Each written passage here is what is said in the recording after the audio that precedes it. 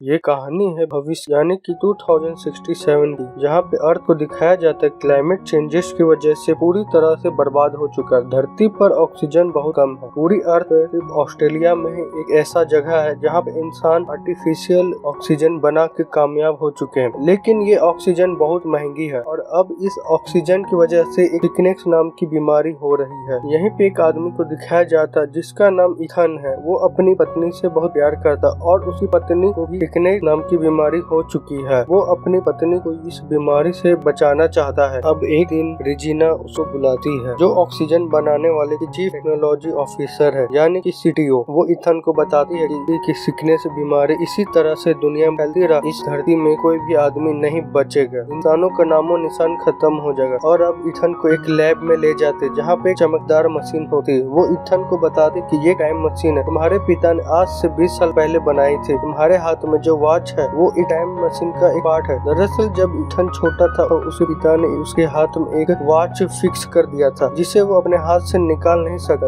और ये मशीन चलाने के लिए इस मशीन का ये पार्ट होता है। उसके बाद इथन को बताया जाता है कि 400 साल पहले भविष्य से हमें मैसेज मिला जिसमें भविष्य के लोगों ने इथन को 400 साल आगे भेजने को कहा। उन्होंने कहा है वहाँ पे पेड़ पौधे ऑक्सीजन सब कुछ है, और अगर इथन वहाँ जाता है वो ये पता लगा सके वहाँ पे किस तरह से पेड़ पौधों को ऑक्सीजन को यानी कि साल 2068 में बनाया जा सकता है। हालांकि इथन को इनकी बातों पे पूरी तरह से विश्वास नहीं है, लेकिन वो किसी तरह से वहाँ पे नहीं जाना चाहता। वो अपनी पत्नी से बहुत प्यार करता जो कि बीमार है। वो इथन वहाँ से चला जाता है। इथन के साथ उसका एक जूड नाम का दोस्त होता है। वो इथन से कहता है कि तुम्हें भविष्य में जाना चाहिए, अगर तुम गए तुम इस पूरी दुनिया को बचा सकते हो, साथ ही अपनी पत्नी को भी ठीक कर सकते हो। दरअसल इथन वो नहीं करना चाहता है जो उसके पिता ने किया है। उसके पिता ने अपने काम के लिए इथन और इथन की मॉम को अकेला छोड़ दिया, पर अब इथन किसी वजह से अपनी पत्नी को अकेला नहीं छोड़ना चाहता। इथन अपने घर वापस आ जाता, सारी बात अपनी पत्नी को बताता है। हालांकि उस पत्नी नहीं चाहती कि इथन जाए, लेकिन फिर भी उसे जाने के लिए कह दी। वो जानती है कि इथन अगर गया वो कामयाब हो गया, वो इस पूरी दुनिया को बचा सकता है। वो इथन से कहती है तुम्हें जाना चाहिए। फिर अगली सुबह इथन रेजिना के पास जाता है। उसे कहता है कि मैं भविष्य में जाने के लिए तैयार हूँ। रेजिना ये बात सुन के बहुत खुश होती है। इसके बाद सब लोग मिलकर इथन को भविष्य में भेजने की तैयारी करते हैं। उसे एक खास सूट पहनाते हैं और उसे एक डिवाइस भी देते हैं जिससे इथन भविष्य में जाके इस बॉक्स से कनेक्टेड रहेगा। लेकिन यहाँ पे बहुत लोग परेशान होते, लेकिन किसी को पता नहीं होता कि इथन को वापस कैसे बुलाना है या वो वापस यहाँ पे आ पाएगा कि नहीं। अब इथन को मशीन के अंदर बैठाया जाता है। मशीन को जैसे ही ऑन किया जाता है एक लाइट स्पीड से वो ट्रेवल कर 400 साल आगे भविष्य में पहुँच जाता है। वो एक जंगल में गिर जाता है। वो चारों तरफ जब देखता है सिर्फ और सिर्फ हरियाली होती, वातावरण में पूरी ऑक्सीजन की मात्रा भरपूर होती। वो इस ऑक्सीजन को लेकर बहुत ही खुश होता है और यहाँ से आगे बढ़ता। और तभी वहाँ पे उसे एक स्कल दिखा है जिसके माथे पे गोली मारा हुआ होता है, और जब उसे पास वो जा इन्वेस्टिगेट करता है तो उसे पता चलता है ये स्केलेटन ये किसी और का नहीं, वो उसी का है। वो स्केलेटन के हाथ को चेक करता, उसके हाथ में भी वैसे डिवाइस होता है जैसा उसके हाथ में होता है। इथन पूरी तरह से कंफ्यूज हो जाता है, उसे कुछ नहीं समझ आता यहाँ पे क्या हो रहा है। तभी अपने हाथ को डिवाइस को और उस डिवाइस जो स्केलेटन के हाथ में होता है ग्रीन लाइट जल रही होती, जबकि इथन के हाथ में जो डिवाइस होता है उस पे रेड लाइट जल रही होती।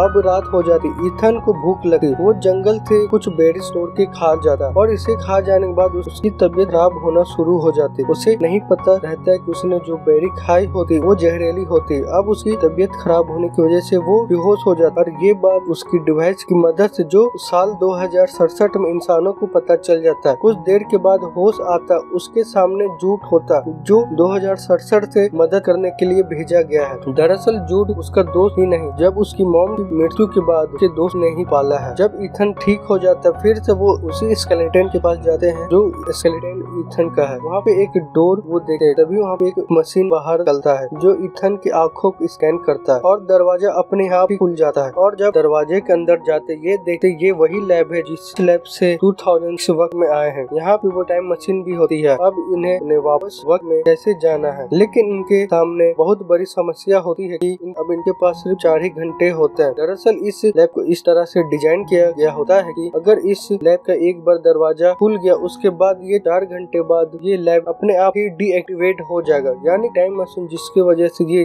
वापस जा सकते हैं डिस्ट्रॉय हो जाएगी 4 घंटे के बाद। अब इन्हें 4 घंटे के अंदर में प्लांट के सैंपल लेके अपनी दुनिया में जाना है, लेकिन जिस डिवाइस अंदर सैंपल ले जा सकते वो पूरी तरह से खराब होती है और इन्हें 4 घंटे के अंदर ही इन्हें पूरी तरह से ठीक करके इस लैब से जाना होगा। फिर ये इस लैब से ये बाहर चल जाते हैं और शहर की तरफ बढ़ते। ये देखिए शहर के शहर पूरा तरीके से बर्बाद हो चुके हैं। इंसान का कोई नामो निशान नहीं है। यहाँ पे बड़ी बड़ी बिल्डिंग पूरी तरह से नष्ट हो चुके हैं। ये समझ जाते हैं पास्ट में इंसान का नामो निशान मिट चुका है और इंसानों के बाद मिटने के बाद इस धरती में दोबारा से प्रकृति ने जन्म लिया और पूरी तरह से यहाँ पे जंगल हो चुके हैं और यहाँ से वो अपना घर भी जाते जो पूरी तरह से मिट्टी में मिल चुका है। इथन को वो डिवाइस मिलता है जो स्केलेटन के पास मिलता है, वो उसे ऑन करता है। जब वो उस रिकॉर्डिंग को सुनता है उसे पता चलता है कि उसके मारने वाला और कोई नहीं, उसका बड़े भाई जैसा उसका दोस्त जूडी है। इथन को कुछ भी समझ नहीं आता। वो यहाँ से निकलता, जूड वहाँ पे आ जाता, वो उसके सिर के सामने गन तान देता है। उससे पहले जब इथन को मारता उसे कन्विंस कर लेता है कि वो सैंपल ले जाने वाली मशीन को ठीक कर देगा और जूड अब उसकी बात मान जाता है। वो दोनों के दोनों फिर वापस लैब में वापस आ जाए जहाँ पे टाइम मशीन मात्र 37 मिनट बचे। अब ये 37 मिनट में यहाँ से नहीं निकले, यहाँ पे ब्लास्ट होगा और ये पूरी की पूरी लैब तबाह हो जाएगी। लेकिन जूड अब यहाँ से जाना चाहता है, लेकिन वो जानता है इतने कम वक्त में सैंपल ले जाने वाली मशीन को ठीक नहीं किया जा सकता। लेकिन इससे पहले वो यहाँ से निकलता उसे एक कमरे में बंद कर देता है और उसके बाद वो मशीन के सामने आता है। वहाँ पे एक रिकॉर्डेड मैसेज होता है, वो उसे ऑन करता, उसके पिता की होलोग्राफी सामने आती है जो उसे बताते हैं कि वो इंसानियत को बचाना चाहते थे,